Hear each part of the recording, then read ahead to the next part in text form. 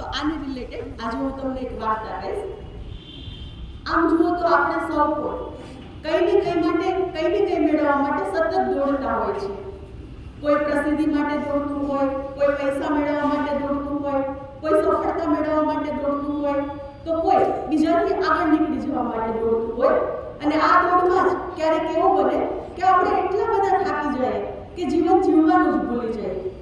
અને આટલું બધું દોડવા છતાં પણ જો આપણને આપણું ઈચ્છિત રિઝલ્ટ ના મળે તો ઘણી વખત આપણે ડિપ્રેશનમાં સરી પડે, હતાશ થઈ જાય. આવું જ કંઈક થયું આજની મારી વાર્તાના પાત્ર આર્યન સાથે. આર્યન 25 વર્ષનો યુવાન હતો. તે એક મલ્ટીનેશનલ કંપનીમાં સારા એવા હોદ્દા પર હતો, સારો પગાર હતો, પરિવાર સુખી હતો, મિત્રો પણ ઘણા હતા અને સારા હતા. છતાં પણ આર્યન પોતાના જીવનથી અસંતુષ્ટ હતો. તેને એમ જ લાગતું કે મારી સાથે જે કંઈ પણ થઈ રહ્યું છે તે બધું દુઃખદાયક જ છે.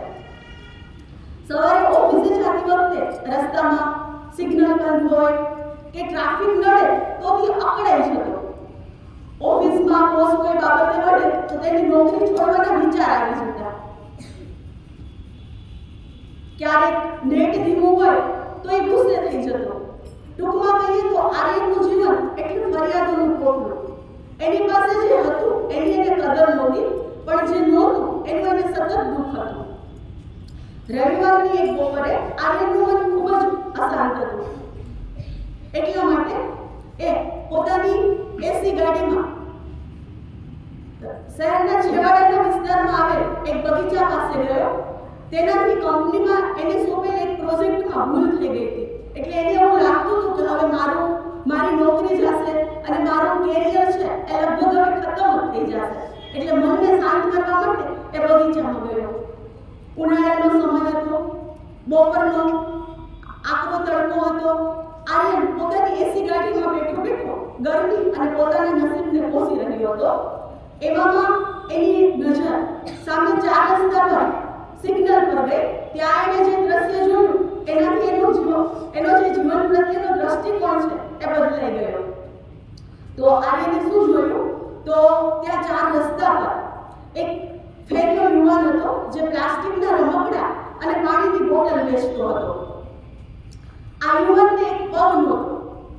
યુવાન પરસેવાથી રેબઝેબ હતો, છતાં પણ એના ચહેરા પર દુઃખની કોઈ રેખા નહોતી, થાક નહોતો, અફસોસ નહોતો જીવન પ્રત્યે. આ યુવાન 4 રસ્તા પરનું સિગ્નલ બંધ થાય એટલે લાકડાની ઘોડીના ટેકે ટક ટક ટક કરતો આવી જાય અને ઉભેલી ગાડીઓમાં બેઠેલા વ્યક્તિઓને પાણીની બોટલ લેવા માટે કહે. કોઈ એક વ્યક્તિએ એની પાસેથી પાણીની બોટલ લીધી તો ખૂબ જ ઉત્સાહથી એણે કહ્યું કે થેન્ક યુ સર. જાણે 10 રૂપિયાની જ બોટલની કિંમત હતી પણ હજારો રૂપિયાનો વેપાર કર્યો એવો એને આનંદ થયો. થોડી વારમાં જ બીજી ગાડી આવી. એણે ગાડીનો કાચ ખખડાવ્યો અને તેમાં બેઠેલી વ્યક્તિને પાણીની બોટલ લેવા માટે કહ્યું. પણ એ વ્યક્તિએ પાણીની બોટલ લીધી નહીં અને આ યુવાનનું અપમાન કર્યું, ગુસ્સો કર્યો કે સિગ્નલ બંધ થાય અને તમારા જેવા આવી જ જાય. એટલે આર્યનને થયું કે હવે તો આ યુવાન છે ઉદાસ થશે, પણ એવું કાંઈ ન થયું. આ યુવાન તો ગાડીમાં બેઠેલી વ્યક્તિ પ્રત્યે પણ માથું ધુણાવી હળવું સ્મિત આપી આગળ વધ્યો. આ યુવાનના જીવનમાં ઘણી બધી સમસ્યાઓ હતી, છતાં પણ આ યુવાનની ન કોઈ ફરિયાદ, ન કોઈ અફસોસ, ન કોઈ દુઃખ. આર્યન છે થોડી વાર આ યુવાનને જોતો રહ્યો. પછી આ યુવાન પાસે ગયો અને તેની બધી જ પાણીની બોટલ ખરીદી લીધી અને આ યુવાનને કહ્યું કે દોસ્ત, તને થાક નથી લાગતો? તને દુઃખ નથી થતું? માણસો તારો આ રીતે અપમાન કરે છે તો તને ગુસ્સો નથી આવતો?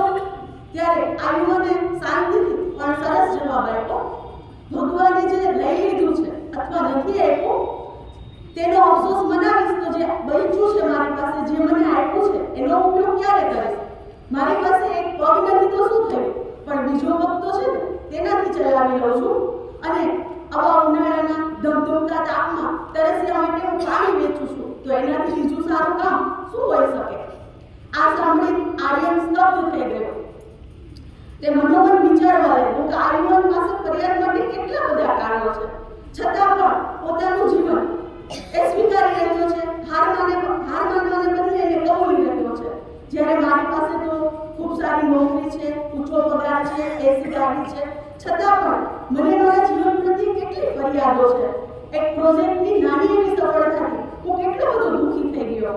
અને આ જ ક્ષણે તેને સમજાઈ ગયું કે સાચું સુખ છે એ પરિસ્થિતિમાં નથી પણ મનની સ્થિતિમાં છે. અને તરત જ તેની જે જીવન માટેની ફરિયાદ હતી એ ભગવાન પ્રત્યેના આભારમાં બદલાઈ ગઈ. તો વિદ્યાર્થીની બહેનો, આપણી સાથે પણ ઘણી વખત આવું બનતું હોય છે. જીવનમાં પ્રેરણા લેવા માટે કોઈ મોટા પુસ્તક કે સેમિનાર એટેન્ડ કરવાની જરૂર હોતી નથી. આપણે આજુબાજુ જે જીવન દ્રશ્યો ભજવાતા હોય એ જોઈએ તો એમાંથી પણ આપણને પ્રેરણા મળી રહે છે.